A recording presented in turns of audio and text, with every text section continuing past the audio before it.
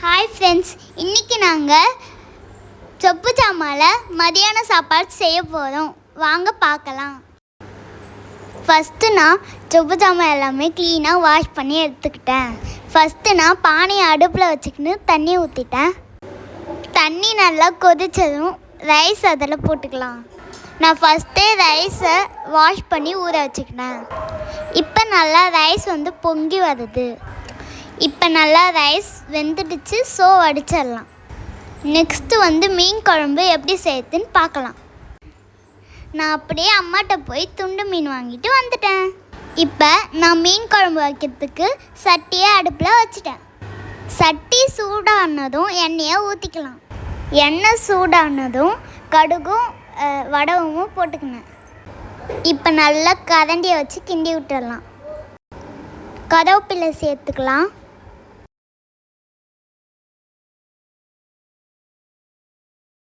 சின்ன வெங்காயம் நல்லா நறுக்கி வச்சுருக்கேன். அதையும் நம்ம இப்போ சேர்த்துக்கலாம். கூடவே சின்ன பச்சை மிளகாவே சேர்த்துக்கலாம். சின்ன வெங்காயத்தை நல்லா வதக்கி விட்டுக்கலாம். நறுக்கி வச்சுருக்க தக்காளியும் நான் ஆட் பண்ணிக்கிறேன். அதையும் நல்லா வதக்கி விட்டுக்கலாம். தக்காளி வெங்காயம் நல்லா வதங்கணும். நல்லா வதங்கி முடித்ததும் குழம்பு மிளகாத்தூள் ஆட் பண்ணிக்கிறேன். 3 ஸ்பூன் குழம்பு மிளகாத்தூள் ஆட் பண்ணியிருக்கேன். நல்லா இப்போ கிண்டி விட்டுக்கலாம். நல்லா இப்போ எண்ணெய் பிரிஞ்சு வந்ததும் புளி தண்ணியை ஊற்றிக்கலாம். தேவையான அளவு சேர்த்துக்கணும். இப்போ நல்லா மிக்ஸ் பண்ணிவிட்டு மூடி வச்சிடலாம். 5 மினிட்ஸில் நல்லா குழம்பு கொதிச்சு வந்துச்சு.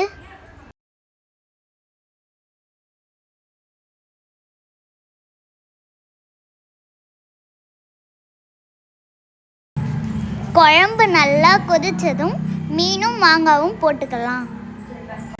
இப்போ நான் ஆட் பண்ணுறது துண்டு மீன், அப்புறம் மாங்காய் சேர்த்துக்கலாம்.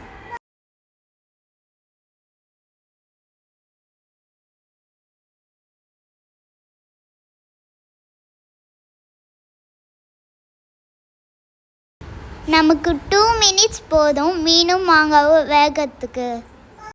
அப்புறம் நல்லா குழம்பு கொதிச்சடும் கருவேப்பிலையை போட்டுக்கலாம்.